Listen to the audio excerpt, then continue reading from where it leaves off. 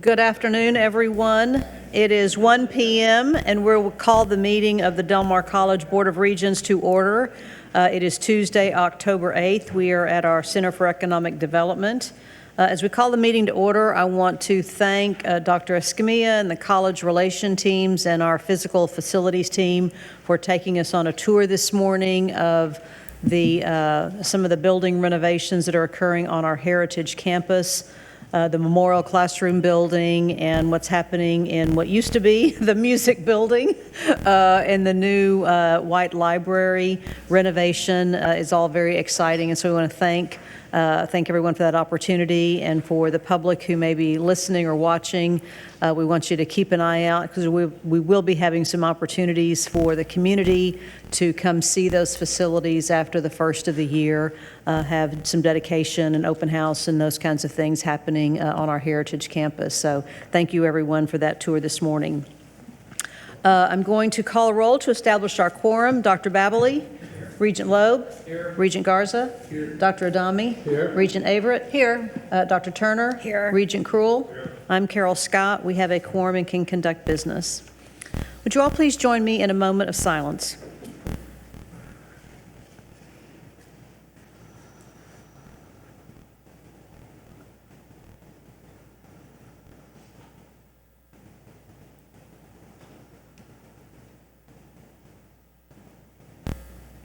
Thank you.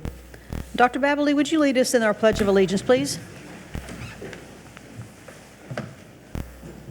I pledge allegiance to the flag of the United States of America and to the republic for which it stands, one nation, under God, indivisible, with liberty and justice for all. Thank you. And please join us as we read our Del Mar College vision statement. Del Mar College empowers our communities to achieve their dreams. Del Mar College is streaming live audio and video from the official Board of Regents meetings on the college's website in real time, with the exception of a portion of the meeting that may be considered closed session by statute. We now have the opportunity for anyone from the general public to address the board on items not on our agenda. Anyone here? I do not see anyone here for public comment. So we will move today straight into, we don't have any recognitions today. I'm very sad. That's always the highlight of our meeting. We'll move straight into our college president's report. Dr. Escamilla. I promise we'll double up on the upcoming November and December meetings.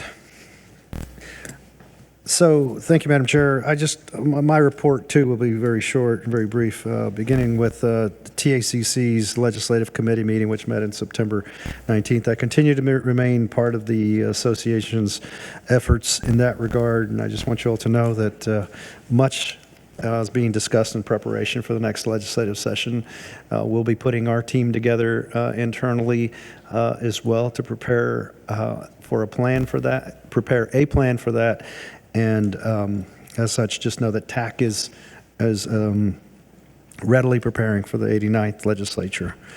Not in order, for very purposely, is the next meeting was September 26th, was a special called meeting by the Texas Association of Community Colleges for the CEOs to get together. This meeting was really about some details on how the legislative budget board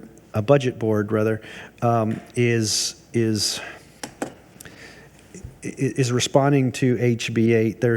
There's still systems in place. The agencies aren't quite built out, if you will. Their infrastructure is not quite built out to receive the outcomes and prepare the outcomes ultimately for funding for all the community colleges. This particular meeting was it was really a heads up to all the CEOs to say there's going to be some challenges at the state level. The LBB and other entities still need time to make their adjustments.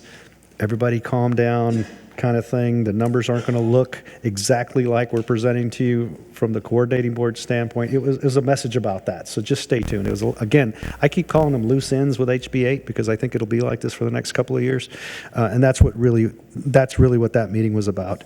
Ray Martinez, our CEO, does not want any of our CEOs to be surprised, and so he called us all to a special called meeting to say, heads up, things aren't going to be perfect right now. Stay tuned. No threats or anything else coming from that, just a heads up kind of call. And then finally, I did attend with you all.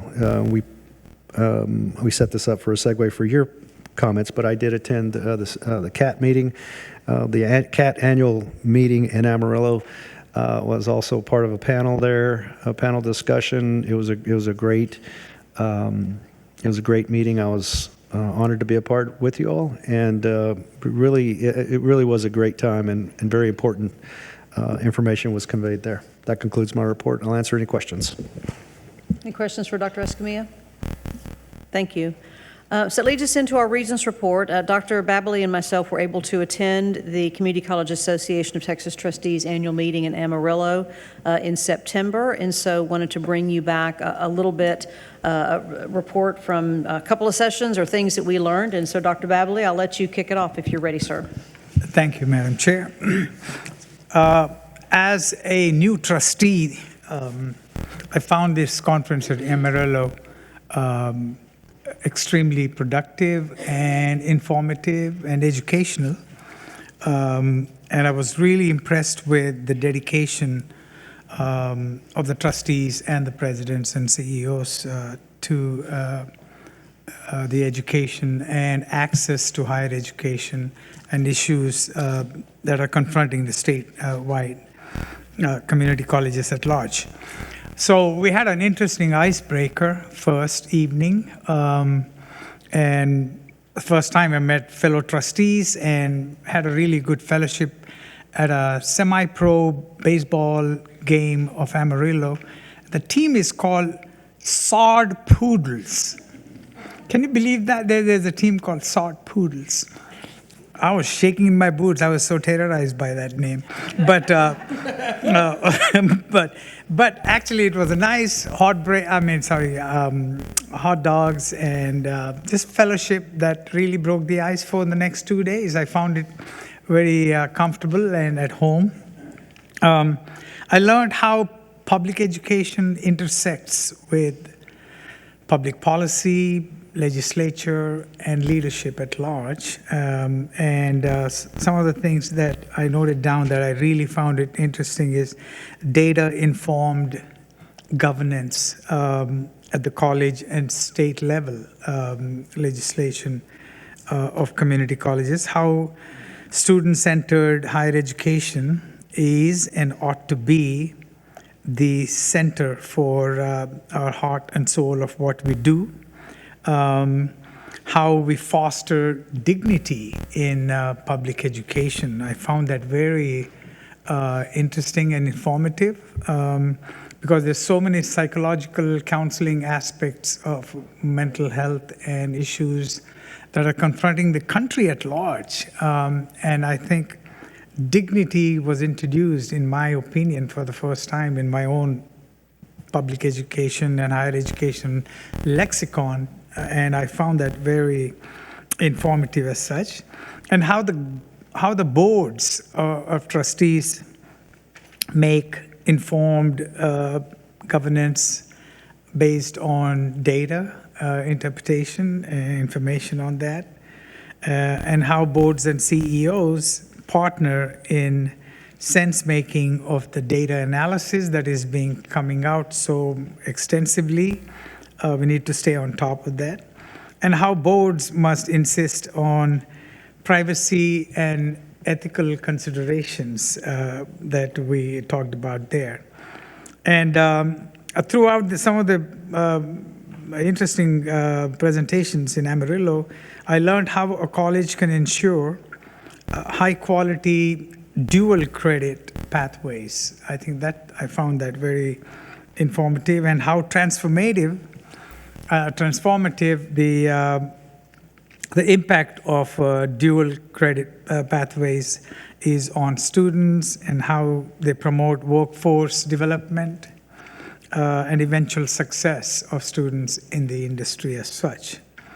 And I was particularly pleased to hear the three top prominent names that kept coming up in every aspect of that conference: legislative, policymaking, deep understanding of issues facing communities and community colleges, navigating the future of performance-based funding.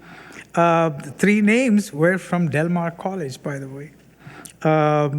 Chair Carol Scott, President Mark Escamilla, and our own General Counsel, Augustine Rivera. I was very, very pleased to hear that they were sought out and their opinions were sought out in many sessions and themes, because they seem to be at the forefront of these issues.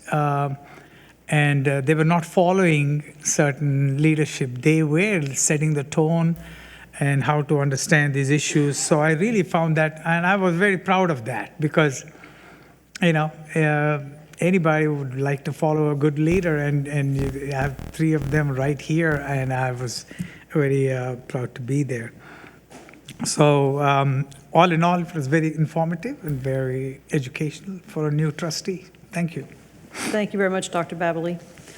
So picking up on a couple of themes, the Community College Association of Texas Trustees received a grant from the Bill and Melinda Gates Foundation and have been working on the programs and education around the theme of data-informed governance.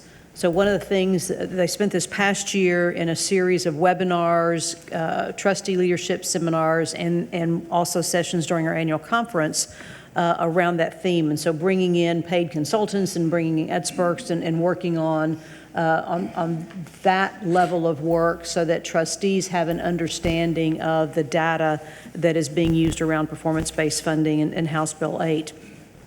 What you'll be seeing in the coming year is the creation of asynchronous modules, so web-based modules, so that trustees who aren't able or don't travel to the conferences have opportunities to learn about data-informed governance. And so you'll see CAT beginning to roll those out in the coming fiscal year. So I think that's an exciting way to use the resources, share the information without physically having to travel to locations.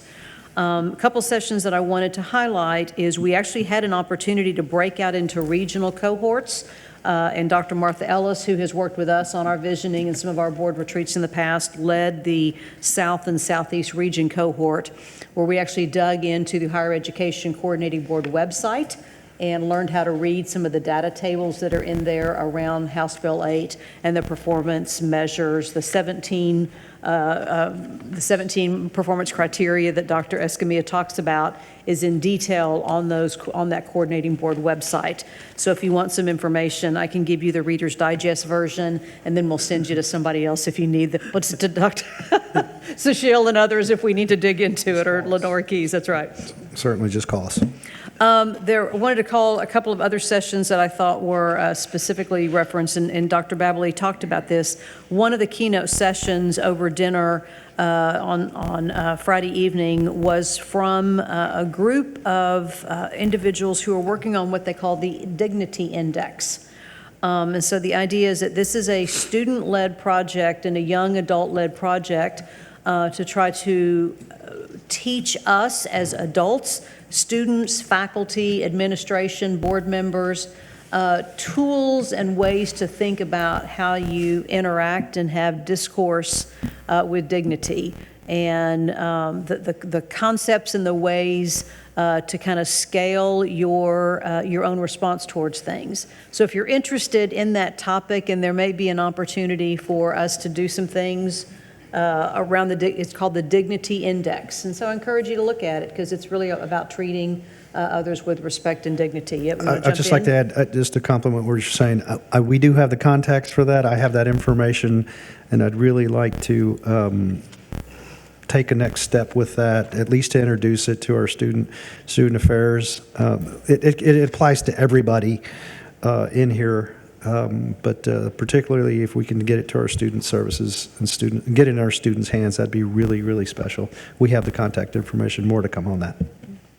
And then the last session I wanted to highlight, and again, Dr. Babley made reference to it, there was an attorney roundtable that was moderated by a regent, but included Kabi Caputo and our own Augie Rivera speaking to regents, and they had a little bit of information to share in a presentation format, but did a pretty substantive Q&A with trustees that were in the room and kind of gave themselves and their professional advice. And so thank you, Augie, for your willingness to do that. So with that, any questions about our annual conference? Madam Chair? Yes. Can I add something? Absolutely. About the Dignity Index exposure to our faculty and students, I was so particularly impressed because it is directed towards civic discourse in a democracy, how we should learn to communicate with each other in the middle of severe differences of opinion we have.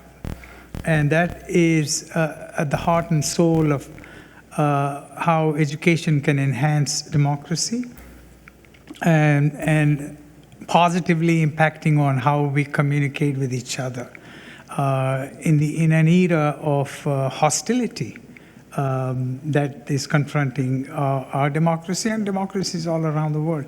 So they have a really nice model, step by step, an intricate model that we can implement in classrooms, among students, in faculty meetings, and literally in civic groups and things like that. So I was particularly happy that you have chosen to also emphasize and focus on that. Thank you.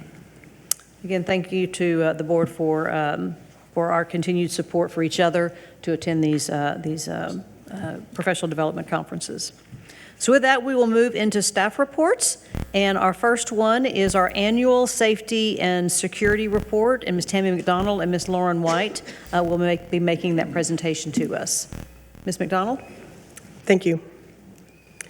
The Jean Cleary Disclosure of Campus Security Policy and Campus Crime Statistics Act, called the Cleary Act, is the federal mandate requiring all institutions of higher education that participate in federal student financial aid programs to make known crimes occurring on their campus and in the surrounding community.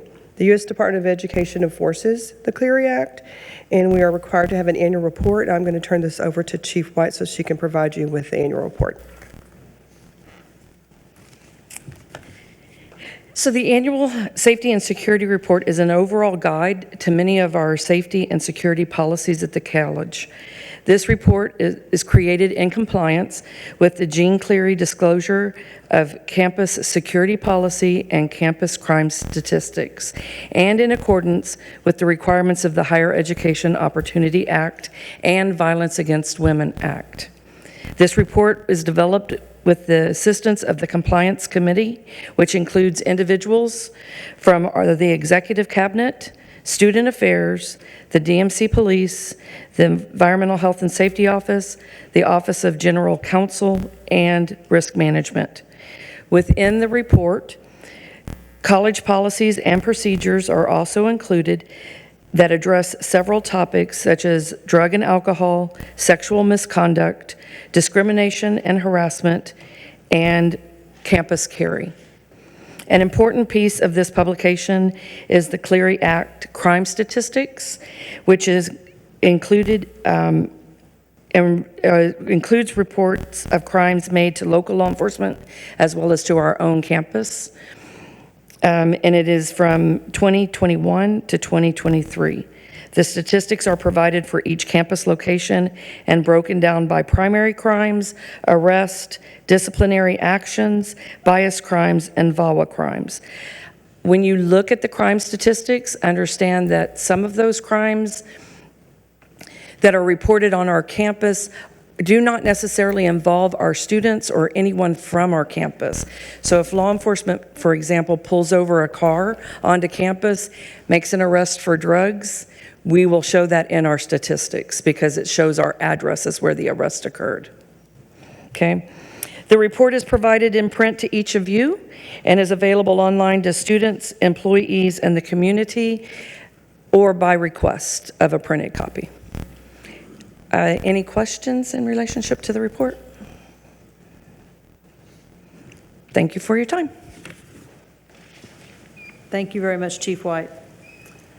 We'll move on to our notice of summary emergency operation plan. Yes, sir? Go ahead. To the Texas School Safety Center. Ms. McDonald. Thank you. This is our annual notice, and we'll go over some details about our emergency operation plan, but I wanted to acknowledge what we are calling our emergency management planning team. So it's myself, John Strybos, Lauren White, Jessica Alanis, Chris Tweedle, and Alex Cahill. We are the group that comes together along with help from other departments and also other resources that we use to put our emergency operations plan together. This is our global plan, the college-wide plan that sits at the global level. And right now, I'm going to turn it over to Jessica Alanis, and she's going to provide you with an overview of the emergency operations plan.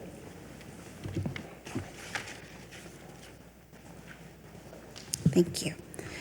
So the Emergency Operations Plan, or the EOP submission, is a submission to the Texas School Safety Center that's required by the Education Code, Section 37.2071. In front of you, you see kind of a brief snapshot of the history of the college's EOP submissions over the last 2 years. Our first submission was submitted to the Texas School Safety Center in January 2022.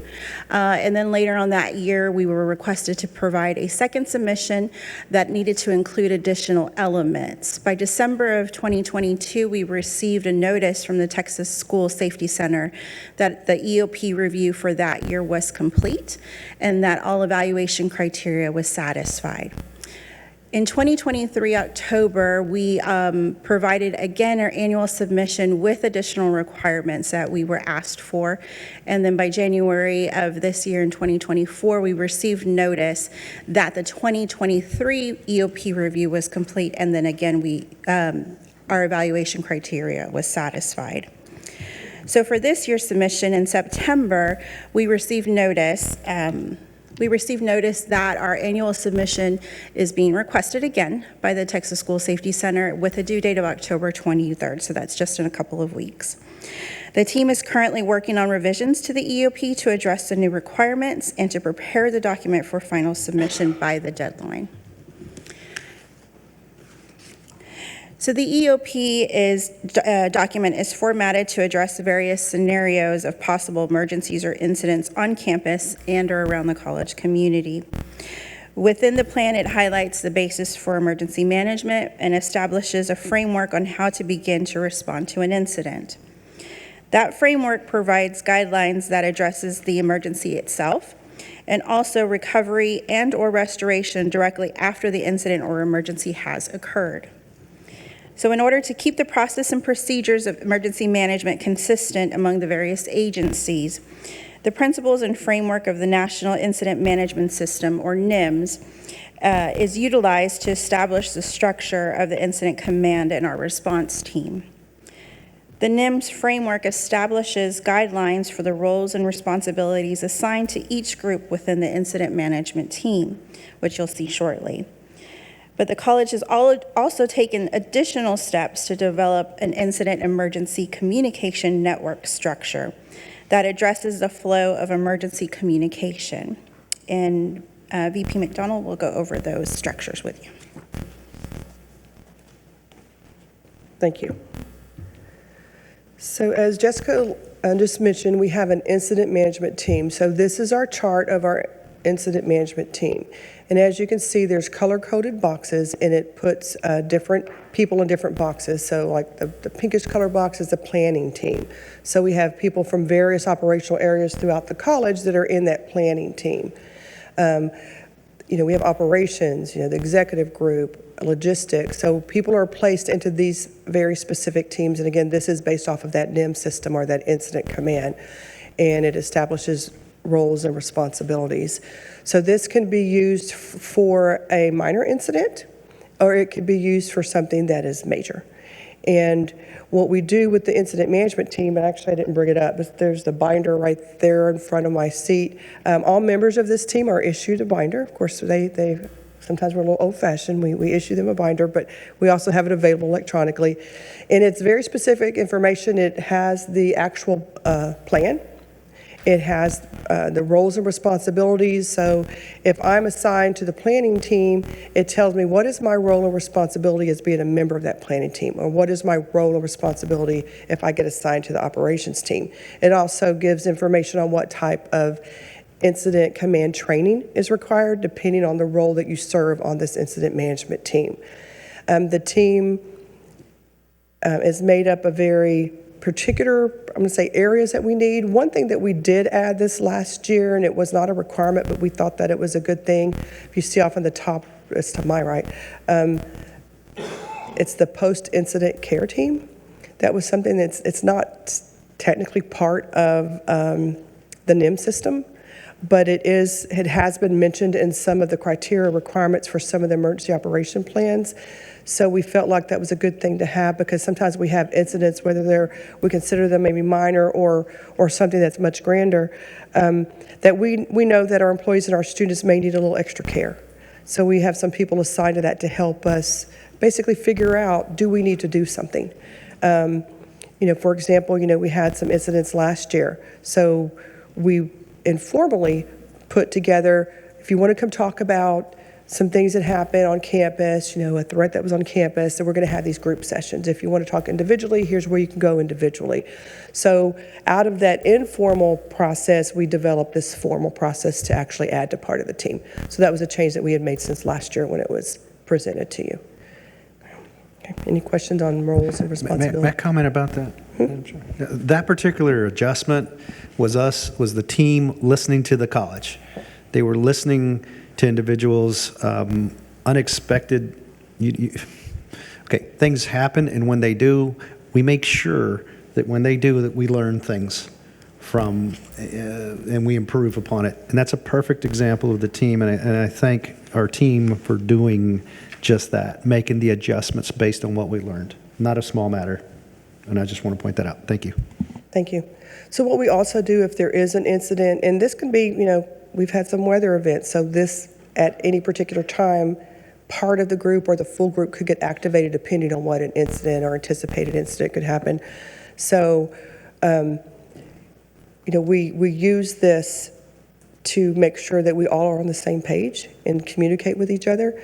And we also have what they call a post-incident debrief. So once we do activate all the team or part of the team and we do have an incident, then we meet afterwards so that we can kind of debrief on what happened, what we did well, what we can improve upon, and maybe some outcomes like the post-incident care team, can come out of those debriefs. Okay. We established an incident emergency communication network so that we have a very structured way, and this is emergency. This isn't, we think a hurricane's coming in 3 days. This is something's happening right now, and people need to know about it. So this is what we've established. Typically, of course, those type of emergencies would originate with our chief, with Chief White. And so what we've done is we've put in a communication flow. So the first call would come, in this instance, it would come to me, and then I initiate the tree below it so that Chief White doesn't have to make 5 phone calls because she's busy. And she will be very busy when an incident happens, so that I kind of serve as that conduit or liaison to make sure that after that information, or what are the needs? If there's an immediate need, she's serving as the incident command. She doesn't have to try to call someone and say, I need trucks, I need water. It's one phone call, and then that emergency part is initiated across that line. So I initiate I know all of you are signed up for DMC Alert, so I initiate with College Relations the DMC Alert so that we can get that message out. And it depends on the emergency or the situation on how we activate it. It could be all formats. It could be text, email, phone numbers could be called with a scripted message. If it's needed, it could just be the text. So it just depends on what the emergency warrants. And then, of course, we use that for follow-ups to make sure we keep people informed. And then we have EVP Keys, who keeps her group informed, of course, Dr. Escomian with the board and on with the flow chart. So this is our emergency network we put in place. And we've had to use it a couple times, and it has served its purpose. It has worked. Any questions on this? Yes, sir? Just, man. So 2 pieces on that. One, we found out through metrics, unless things have changed one way or the other, Jeff, that when we send out a DMC alert, we're sending out to, last number I heard was 18,000 individuals. 18,000. Yeah, I think it was about 18,000. Yep. So just so that y'all know. Yeah. It's not a small group of people. Yeah. I think that includes dual credit students. It includes even, so it's just suffice to say that. The other thing too is a rule that I've been following. It's kind of been an understanding from my position. It's been kind of an agreement between the chair and I that Carol always tells me, Chair Scott tells me, Mark, take care of the college. Don't worry about us, but don't let it go too long before you come back to us. But take care of issues, take care of matters first. And I've translated that to the team. Yes, let me know. Engage me, take care of the problem, and then bring me in. Triage it's a triage approach. So I just want you all to know, if and when something happens here in the community, we will be using that protocol, because I promise you I will, as I have with every other. It says follow up with specifics and so forth. But just know that that's an understanding that's been working very well, and we kind of translate it all the way through the college, so that we can take care of people and issues first. Thank you. Thank you. Okay, some more detailed highlights. The plan also includes some procedure and guidelines for various incidents. So we do get down to some specifics, like there is an annex and more details on severe weather, hazardous materials, an active threat, medical emergencies, what to do, train derailment. If you're within so many miles, I want to say, is it 20? If you're within so many miles where you could be impacted by a train derailment, you have to have a plan. The new one this year is that's being required is cybersecurity. So that annex is one of the new requirements that we'll be submitting later this month. It also provides some additional detailed information in what we call a glossary of terms, that everyone will be on the same page and know when we say a certain word what that word means. And then the annexes provide some specific information on some of these things we just highlighted. In May, we conducted our annual hurricane preparedness and tabletop exercise with the incident management team. We kind of used May as our annual kickoff to refresh everyone on their roles in incident management and to go over hurricane preparedness. Today, we're provided an overview of the EOP with the Board of Regents, and then prior to October 23rd, we will finalize the EOP. Dr. Escamilla will sign a promulgation statement supporting the emergency operations plan, and then we will move forward with the EOP implementation and distribution. So what we do as far as implementing and distributing, we're moving toward to where we can make it a public-facing document. Right now, it's part of what we call our shared information, and you have to have your login to get to it. There's a couple things that we are going to be talking about taking out that we might be, I'm going to say, security sensitive, so that we can make it a public document. So we're working toward that. But the way right now, what we do is we send out a link to the employees and we notify them that the plan has been revised. Here's the new one. Please review it. And then they use their login credentials to look at the plan. We also have it as part of our new employee paperwork when we hire new employees, and we have placed it on what we call a checklist for supervisors when they onboard new employees, things that they need to be making sure their employees have done in the first week, first month.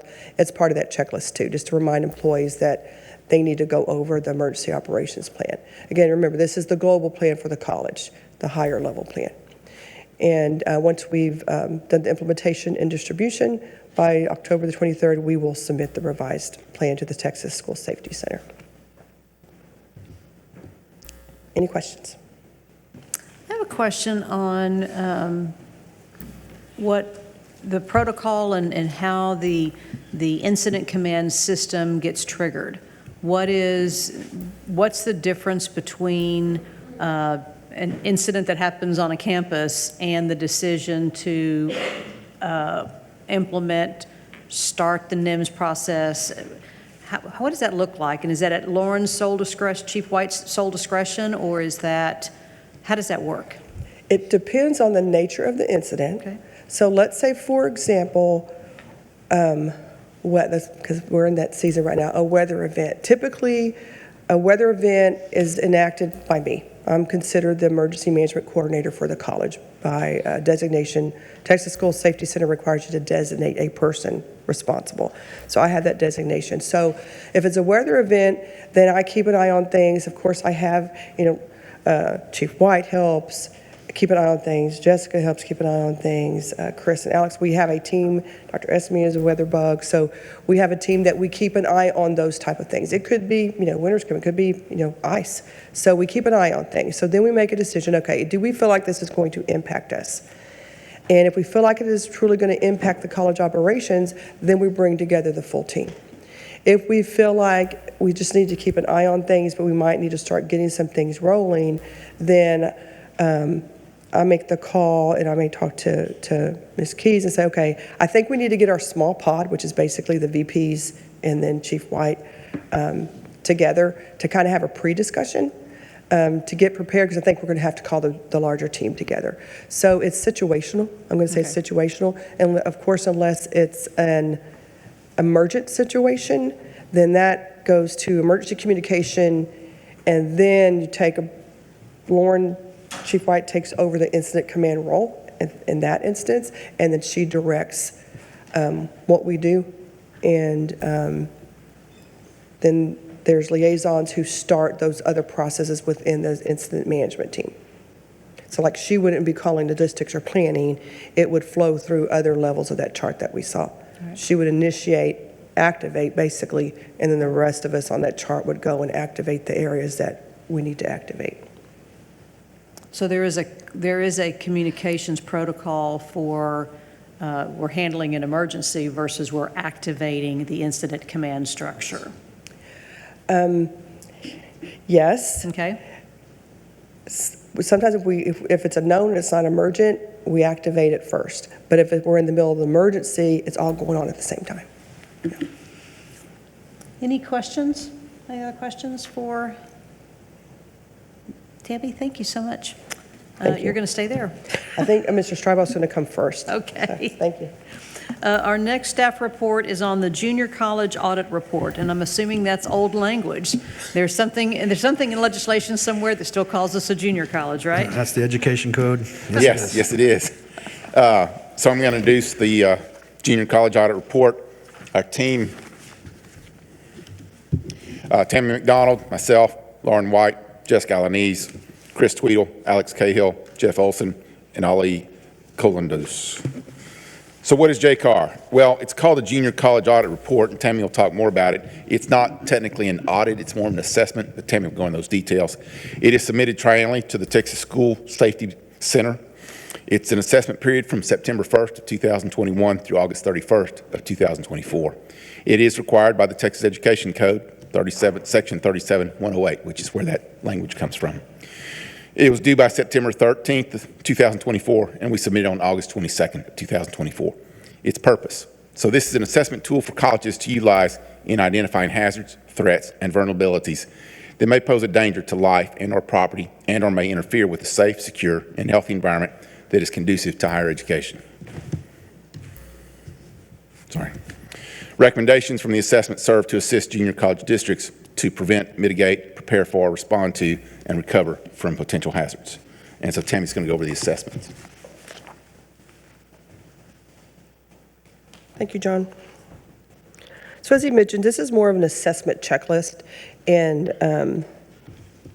these are some of the areas that it covers: environmental design, police and security, emergency management, information technology security, environmental health and safety, facilities, business continuity, policies, communications, and residential.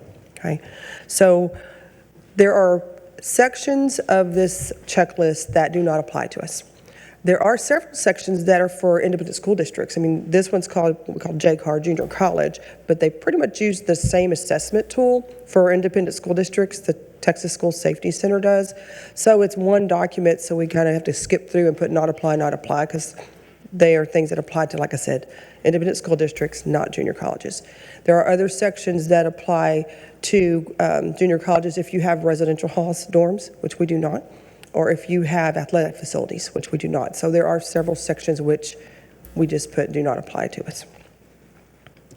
So to go over some of the results, like on the environmental design, are your stairwells and hallways, are they adequately lit, and common areas are in good condition? To improve or enhance internal and external wayfinding. So those are some of the results that we found. So we do find our stairways and hallways are adequately lit.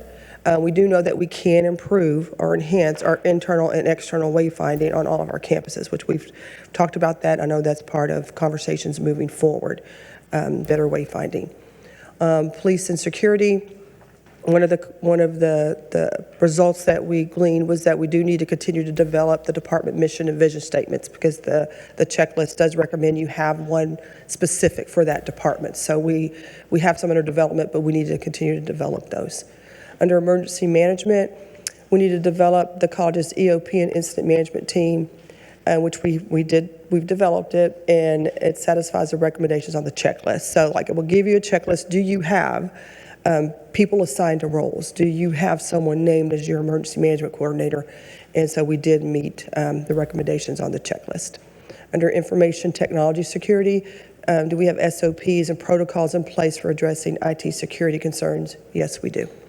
And then, like I said, this year, a lot of these things cross over. So this year, it is actually one of the requirements in the EOP that we just talked about in the last presentation, the IT cybersecurity plan. Then under environmental health and safety, we need to continue to develop our SOPs regarding our lab and chemical safety. Under facilities, our classrooms and educational facilities meet the required building and fire safety codes. Under business continuity, we need to further develop business continuity plans or continuing continuity of business.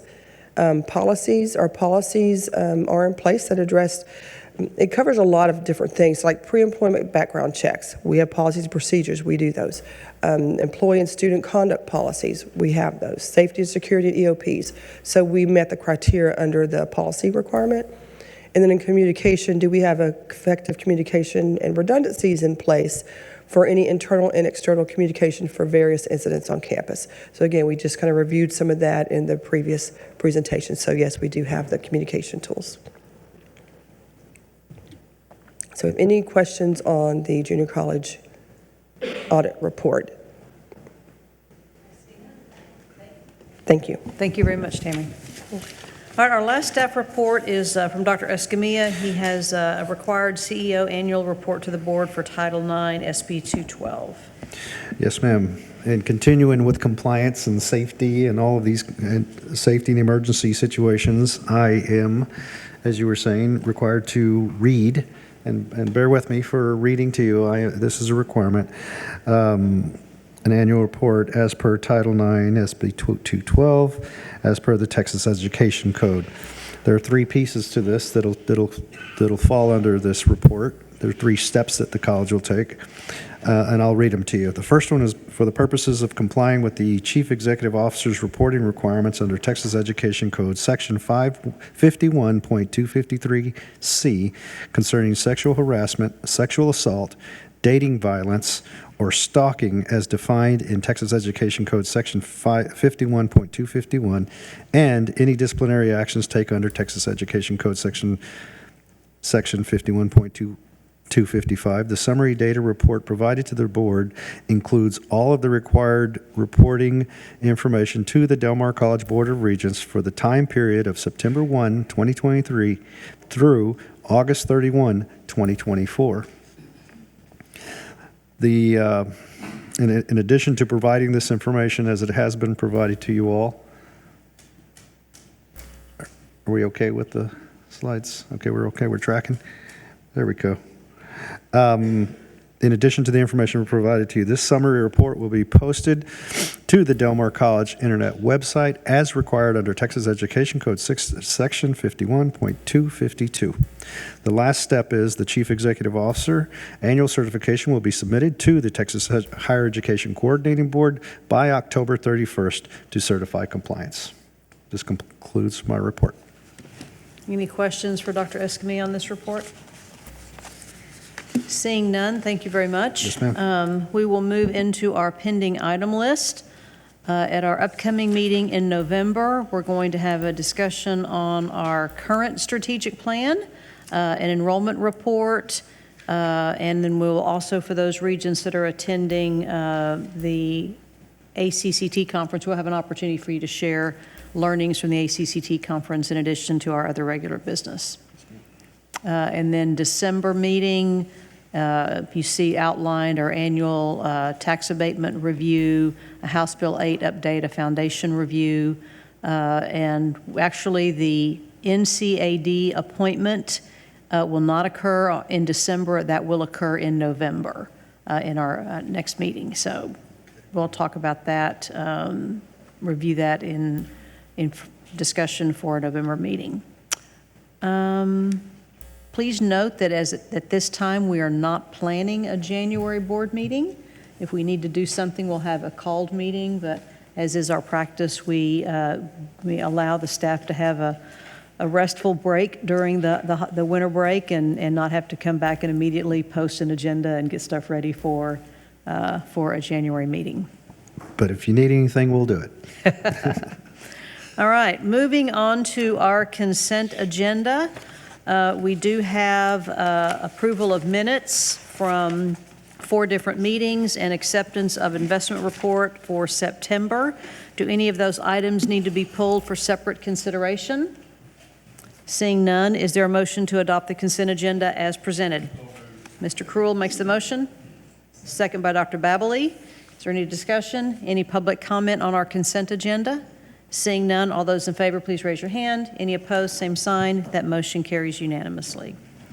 Our regular agenda, we're going to go ahead and do these in order, but we will not take action on number 3 until after we come back out of closed session.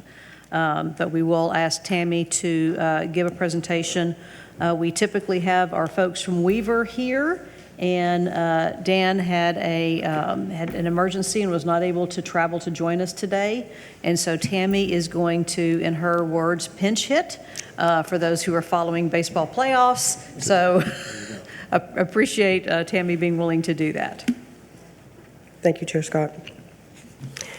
As we continue our internal audit process and for board review and for acceptance, the following information I'll present on behalf of Dan with Weaver for this particular time period. So during this time period, they conducted a college-wide reporting advisory project, emergency operations planning advisory, safety and security advisory, a global risk assessment refresh, and an FY25 internal audit plan. Sorry, let me catch up with that. In the FY25 internal audit plan, and then the annual internal audit report, which would actually be the annual report from FY24. The Board of Regents Audit Committee met on September the 26th, and Dan Graves and Brandon Tanos, partners with Weaver, they were present, and they reported to the committee the internal audit reports that we did, and advisory that we just went over.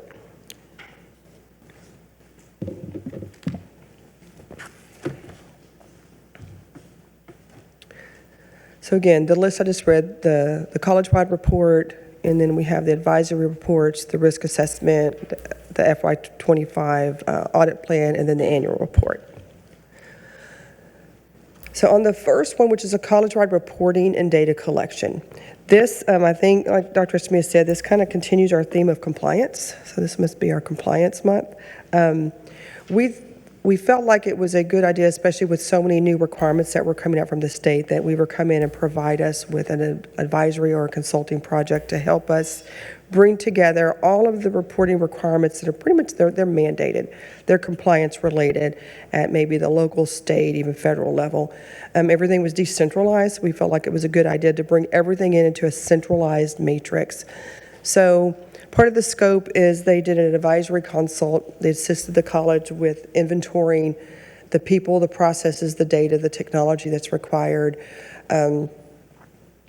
for our own internal governance, which things we have to report to this board, but also we report, like I said, to other state and federal agencies. This also included some new reporting requirements that we are seeing under HB 8. So they conducted their procedures, they talked to many staff members and stakeholders, and what we wanted to also accomplish is who does the report, where do you get the information, when is it due, and if you're not here, who's the backup for it? So that was one of the outcomes that we wanted to see. So they developed a matrix, and they filled it in with a lot of the criteria and the data that we just talked about. And the results is they surveyed about 25 individuals throughout various departments at the college. And once they did this matrix of inventories, it was about 117 key college-wide reports that were identified. Now, mind you, this is not reports for SACs, for accreditation, or for our individual accredited programs. These are just other types of reports and compliance that we have to submit somewhere to someone. Any questions on the reporting project? The matrix, I'm going to call the centralized matrix, will be housed in risk management with Jessica Alanis. So we will be the keepers of the list.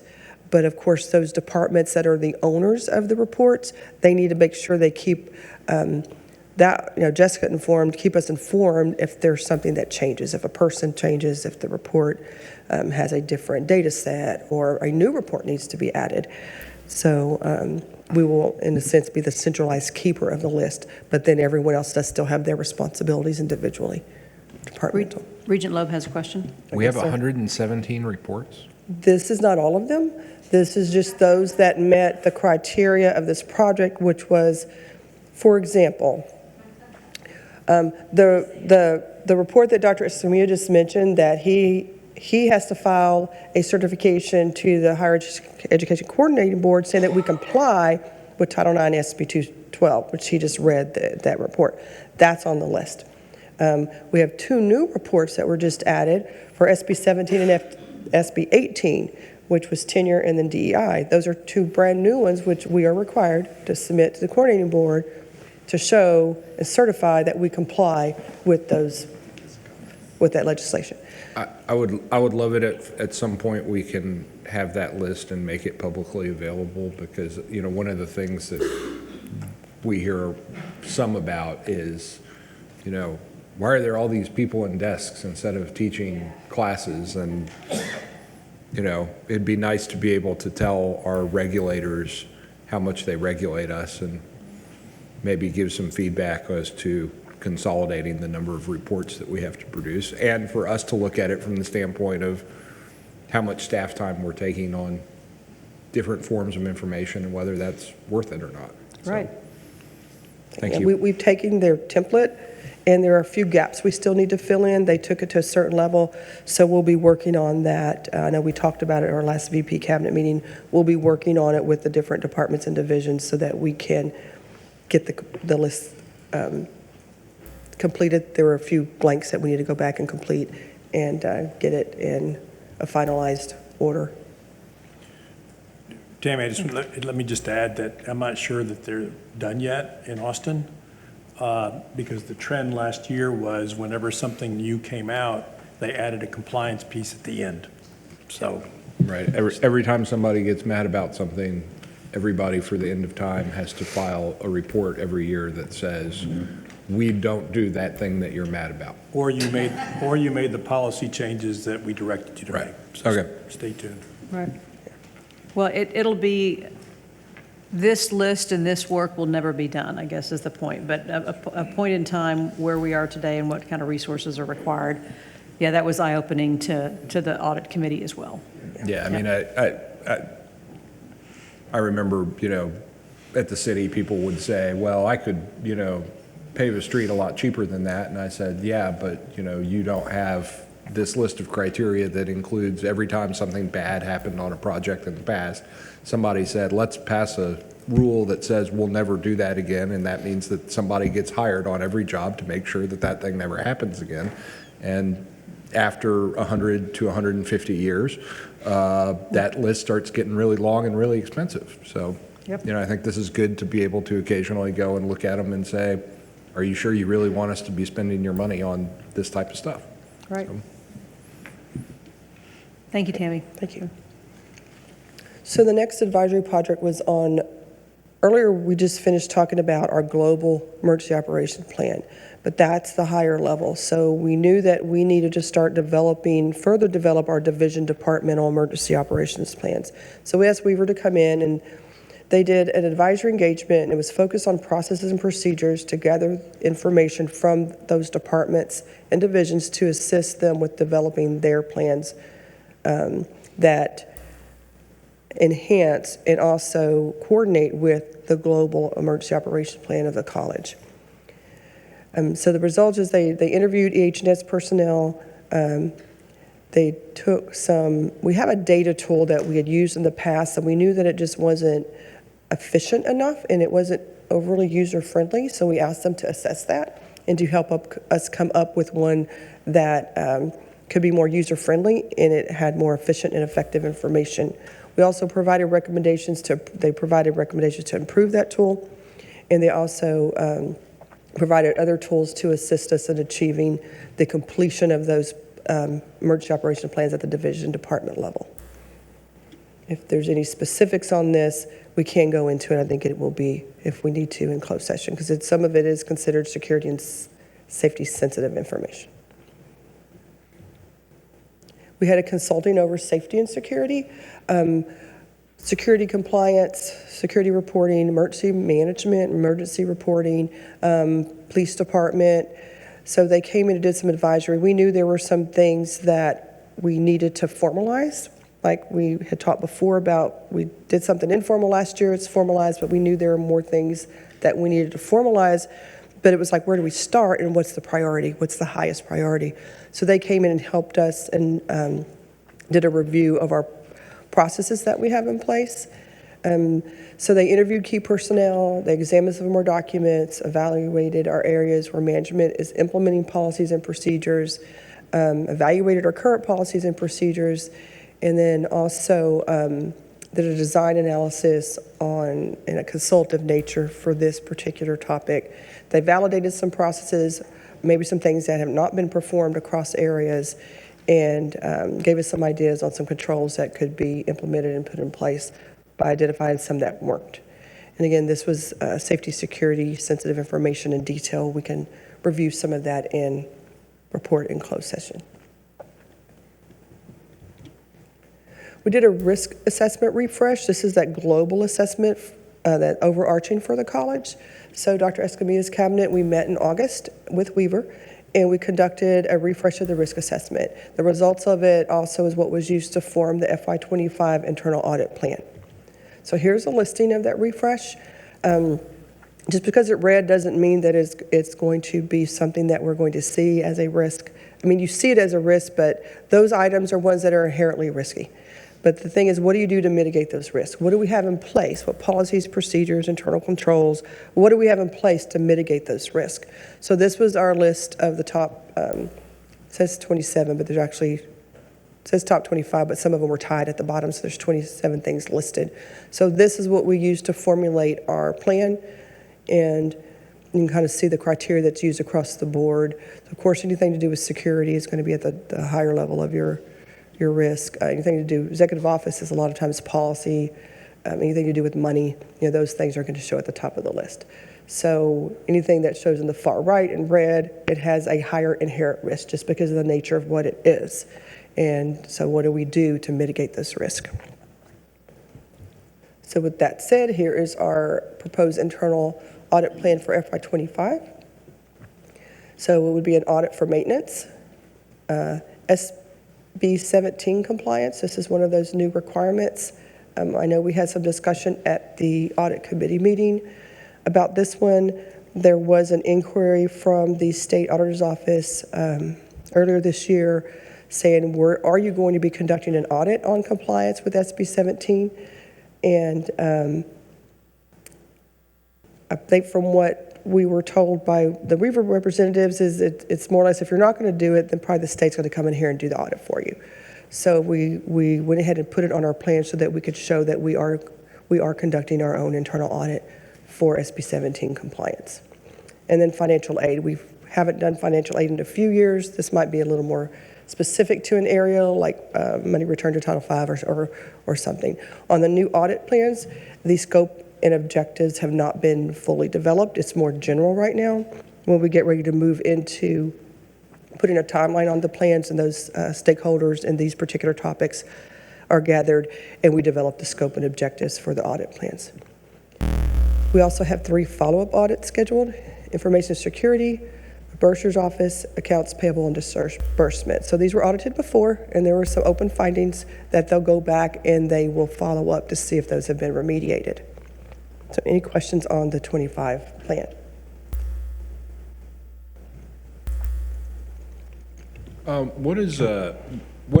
What does project management include and not include?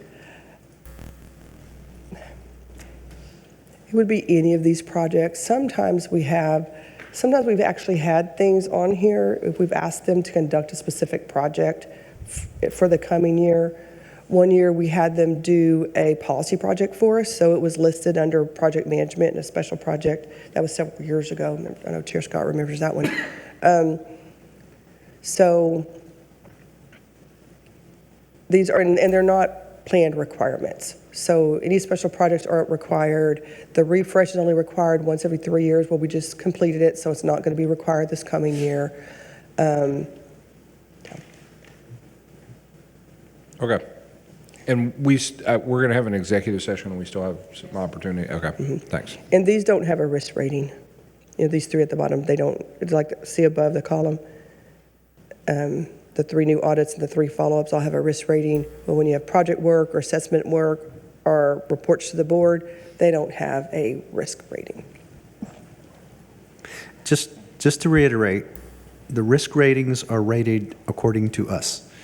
We assess that. When we come together as a group, we are setting that. So I want for anyone who may be watching this or reading this another day, another time, or even live right now, those ratings are as we've deemed them. Yes, those red categories. Right. It goes through the boxes. So basically, I kind of put in easier terms. It's what keeps you up at night, what gives you heartburn. So, and then if it does, Perfect. It gets a higher number.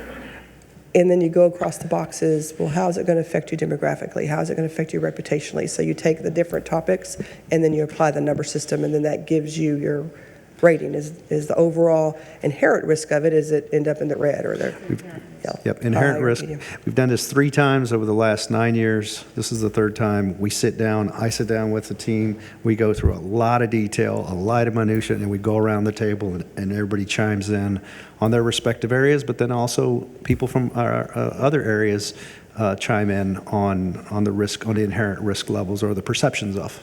Anyway, Right. Thank you. Thank you. So again, there's the plan for 25. Any questions on, further questions? No? Okay. So the annual internal audit report, it's due to the state oversight committees by November the 1st. So Weaver takes this and they actually file it on our behalf, the annual audit report, which will be the 24 report. It has to get filed with the state auditor's office, the governor's office, and the LBB. And then we are also required to post it on our website, and my team takes care of making sure we get it on the website.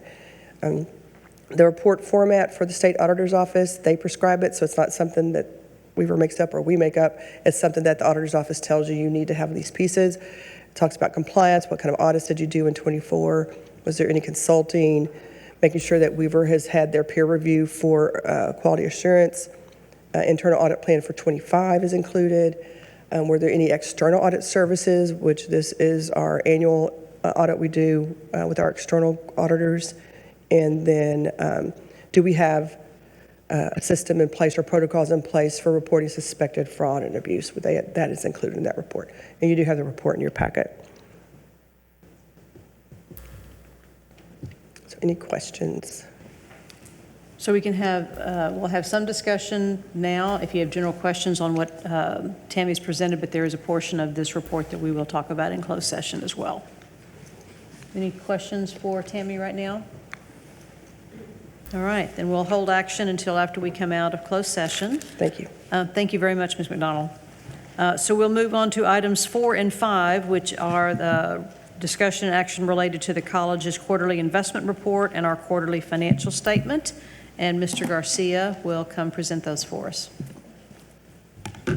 Yes, good afternoon, Madam Chair, members of the board. So today we have Mr. Dave McAway from Patterson Group, a member of the Meter Investment Company, who will discuss the college's investment performance and strategies with a backdrop to today's economic conditions. Following the presentation, there is an action item for the board's consideration.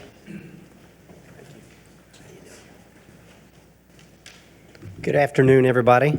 It's good to be back and reporting to y'all on the fiscal year end. We obviously saw the Federal Reserve take some action here. It was a little bit of a surprise for some of the market participants. Some of the Fed funds futures were anticipating they'd go 0.5%, and there was a lot of voices in the crowd saying that they had waited too late to begin the rate cuts. So they did start off with a little more aggressive posture, cut 0.5% at the most recent meeting, and that should start the downward stepping progress into next year. It's highly anticipated they will cut at least 1 to 2 more times this year. Highly unlikely they'll cut 0.5% again. In fact, the Fed chairman came out the last day of September and said they were very happy with the progress that has been made on inflation. They're not too concerned with the growth picture. It seems a little rosier than it had been anticipated last quarter. The GDP in the first quarter came in at 1.4%, and it was anticipated to come in around 2% in the most recent quarter, and it actually came in closer to, like it printed at 3%. So apparently growth is still pretty healthy nationwide. It remains very strong here. So are you saying that it's not anticipated that the Feds will cut up to 0.5% total at the year or at a time? It's anticipated that they will cut 1 to 2 more times in quarterly increments. Okay. The next Okay. couple of moves. Gotcha. And then it is anticipated, probably highly likely next year, they will cut to the tune of at least 1 full percentage point, in the quarterly increments. They'll have eight meetings. And so the next meeting is November the 7th. It's about 4 weeks out. But we saw a lot of spend down here coming into what we typically see as kind of the dry season. When we get into the fall, you tend to have your lower balances. The majority of the drop, we finished out at $78.2 million from both a book value and market value perspective versus a little over $116 million the previous quarter. The majority of that is operating expenses, payroll coming out of the local maintenance account, about almost $22 million there. And then you also had a debt service payments that went out to the tune of a little over $14 million. That was the preponderance of the decrease in the market and book value. The investment income for the period was slightly better than $1 million. And you saw the weighted average yield was just slightly below 4.5%. The one thing that has remained persistent, we've discussed it, is the yield curve has remained inverted now for 2 years. It is compressing now. We're seeing the spread between the 2-year and the 5-year is down to 11 basis points, meaning the 2-year yield is currently at 396. The 5-year is at a 396. It's a 385, and the 10-year yield is slightly above 4%, and the 30-year yield is slightly above 4.3%. So as you get further out the curve, you're seeing some normalization. So each time the Fed cuts, it's going to bring the short rates down. Cash has been a great place to be, as we've discussed, but now that's at risk. I mean, the Fed's in play. This cycle is to the downside. And so those cash yields, which have been great, and it's still a great place for people to hide temporarily to the extent that we can identify pushing funds out 18 to 24 months or more. That's going to start to pay dividends as the Fed gets further into the rate decrease cycle. We've spent all the construction funds had been spent down. So everything in the portfolio is now about 85% of its local maintenance. The rest of that, most of that is debt service.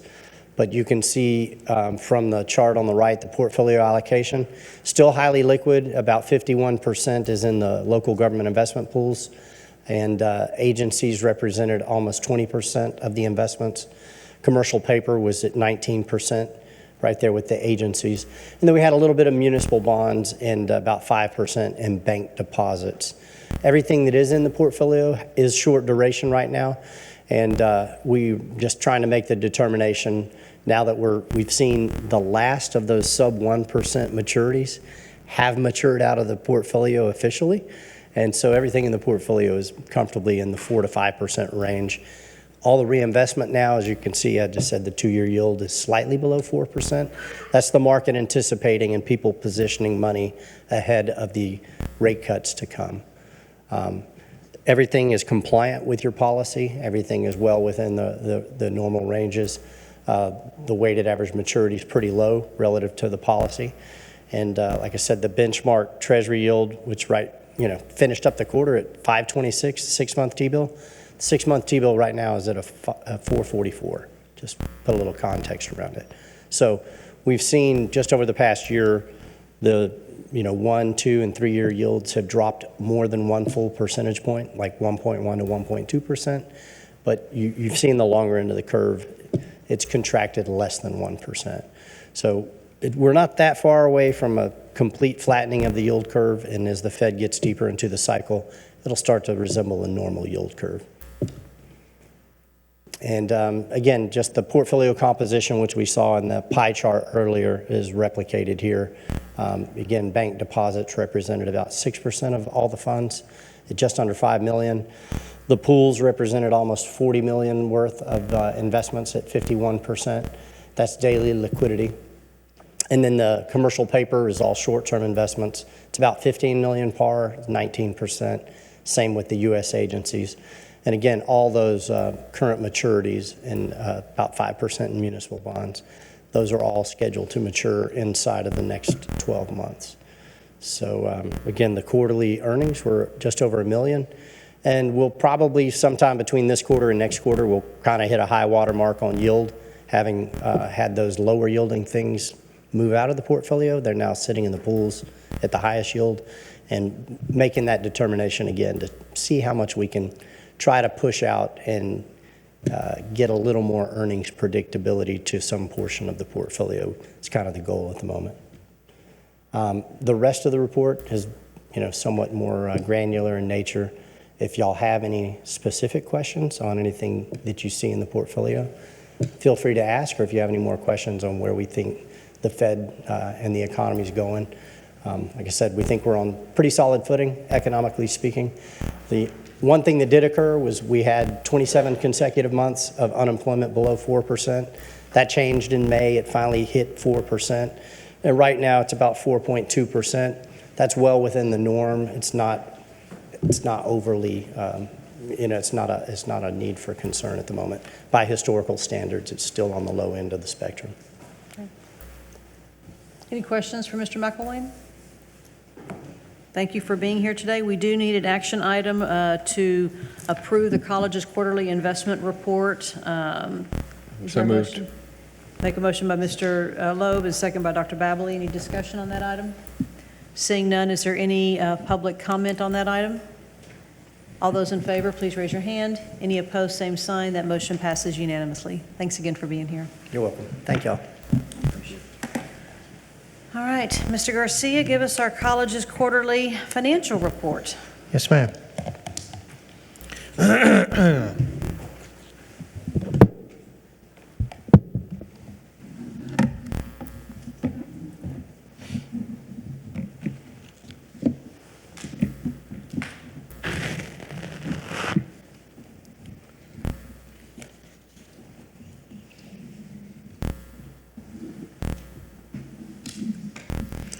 Thank you, Madam Chair. Okay. So before we take a deeper dive into our financials, I want to inform the board that the college is in the final stages of closing its books. And then once we close our books, it's going to be followed with the audit of the financial statements by Collier, Johnson, and Woods. With that said, today's reported financial information on our operating funds for the 12 months ended August 2024 are subject to change by the time the audited financial statements are reported to the board in December. So let's get started based on the best available information with the college's operating revenues. In general, the college is financially sound. The college's total revenues trended above our planned budget by $4.6 million.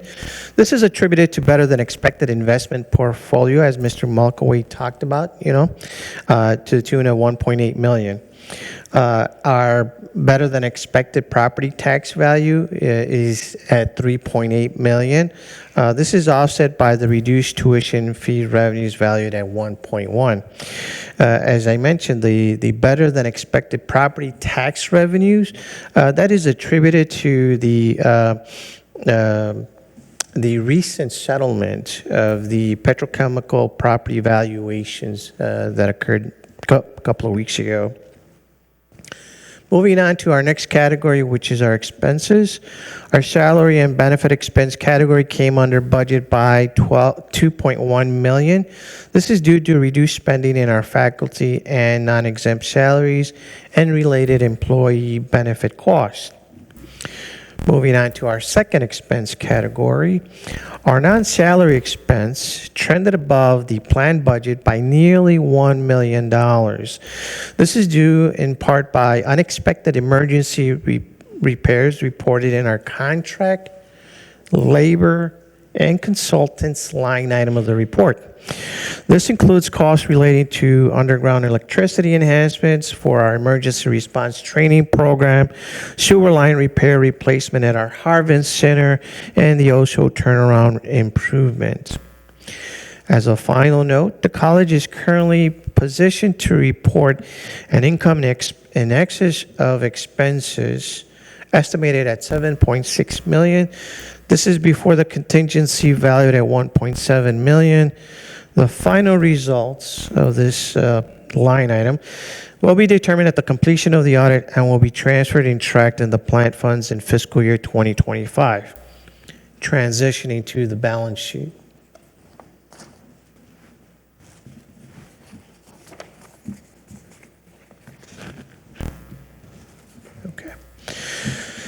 The college's total assets increased on a year-over-year basis by $7.3 million.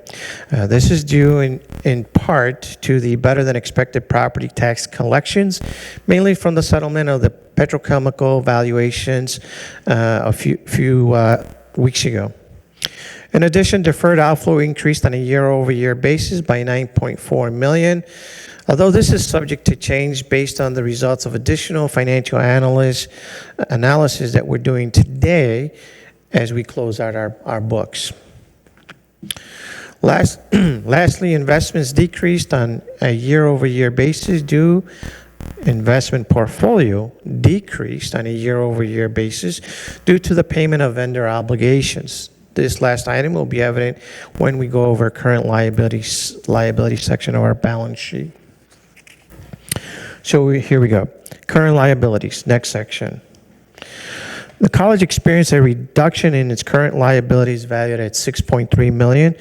This is once again attributed to the payments related to the vendor obligations and last year's payment of the one-time inflation relief payment valued at $1.2 million. Transitioning to non-current liabilities. The colleges experienced a reduction in non-current liability on a year-over-year basis of $10.5 million. This is attributed to, this is subject to change as we continue to complete or finalize our analysis on OPEB and pension. More to come at our December board meeting. Net position. The college's net position increased on a year-over-year basis by $3.1 million. This is due to teachers' retirement system, better than expected investment earnings, and changes in actuarial assumptions. Please note, once again, this is subject to change based on the results of our financial analysis that is scheduled to be completed in the coming days. Madam Chair, Mr. President, and members of the board, this concludes the presentation. Do we have questions on the financial statement? Mr. Loeb? So we'll have a better handle on pension liability December. That's a better time to talk about it. Yes, I will have better numbers for you. Okay. But I can tell you, my guess today based on Mr. Malkaway's talking points. I think the liability is going to be a reduced value based on the expectation that the investment of the portfolio has performed very well during the year. Okay, so yeah, mainly we're talking a shift based on the portfolio doing better than the modeling assumed it would. So Yeah, we get a but- reduction yeah. in our liability. Okay, Based on the assumption modeling, yes, sir. okay, That's great. correct. I'll make a motion to approve. Thank you, Mr. Loeb. Thank you, Dr. Babley. Question from Mr. Krul. Oh, I'm so sorry. Any other questions or comments? Is there any public comment on this item? Seeing none, all those in favor, please raise your hand. Any opposed, same sign. That motion passes unanimously. Great, thank you. Thank you, sir. All right, we will now go into a closed session based on Texas Government Code 551.071, consultation with legal counsel, Texas Government Code 551.074, personnel matters regarding the appointment, employment, dismissal of a public officer, including the Nueces County Appraisal District Board of Directors.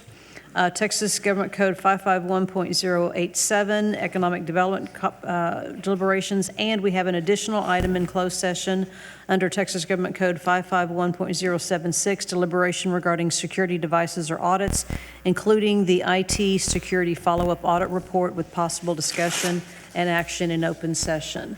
The time is 2:20 p.m. We'll take a very short break and meet in the conference room.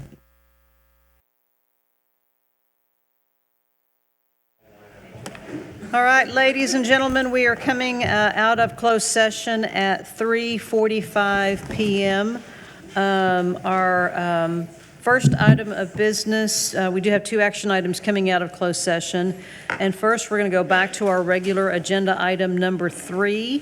And there is a recommendation. I'm going to call on Audit Committee Chair Rudy Garza for a recommendation and motion.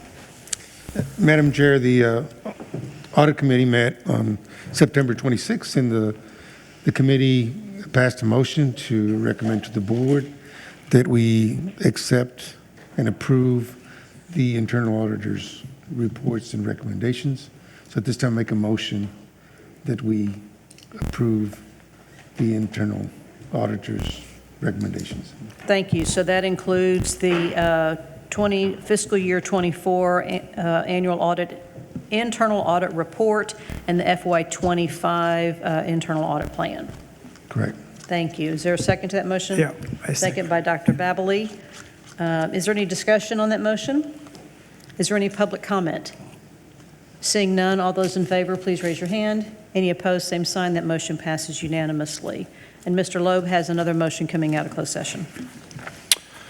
I move to authorize the college president and general counsel to take all necessary and appropriate action to pursue the college's legal claims against Anthology as outlined in closed session. Is there a second to that motion? Second. Second by Ms. Averett. Is there any discussion on that motion? Is there any public comment? Seeing none, all those in favor, please raise your hand. Any opposed, same sign. That motion passes unanimously. Thank you all. In terms of our calendar moving forward, in October we have a lot going on. We have our scholarship dinner. So congratulations to Matthew Busby and for the foundation trustees and for the foundation staff. Y'all put on an excellent dinner. Thank you very much. And I think we had every regent in attendance, so that was exciting. In a couple of weeks, several of us are attending the ACCT Annual Congress in Seattle, and Mr. Loeb is going to stay home and represent us at Viking Fest. So we've got Viking Fest coming up. Am I the king Friday. of Viking Fest? That's right. You're the king of the Viking Fest. In November, we have our board day on the 12th, and a board retreat is planned for the 21st, at which we'll be looking at some kind of long-term ideas and concepts for Del Mar College, not directly related to operations, but where are we going in the future. On Board Day in December is going to be December 10th, and our season celebration and commencement are going to be on December 13th. For those of you who might be considering, that is the same Thursday, Friday as the Texas Higher Education Coordinating Board Higher Edge Conference in Austin. So if you are planning to attend that, Delia, would you send that around to Regents so that anybody who's planning to attend that? And winter break, as Dr. Escamilla says, is here before you know it on December 19th. With no other business before the board, we will stand adjourned at 3:48 p.m.